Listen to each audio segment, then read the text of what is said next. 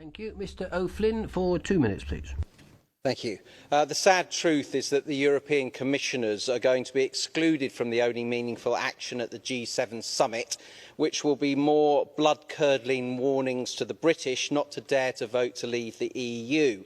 You see, the likes of Mr Juncker and Mr Timmermans and Mr Tusk as well are judged to be counterproductive even to project fear, a reminder to voters of Eurozone folly and wider EU economic failure. How embarrassing it must be for the EU's representatives to turn up to each G7 with yet another excuse for economic failure. This time, according to the Commission's own fact sheet, they intend to claim, despite a more difficult global environment, the EU's recovery continues. That reminds me of the old line about never letting the facts get in the way of a good story. We're told the economy in all member states will grow next year, albeit unevenly. That's one word for it. The Commission G7 fact sheet says that investment, though still low compared to pre-crisis levels, is gaining traction. Traction in my country is what we put patients in when they have serious fractures. Let me remind you, the crisis was in 2008, yet recovery has still not taken a firm hold. The fact sheet hopes to get average unemployment in the EU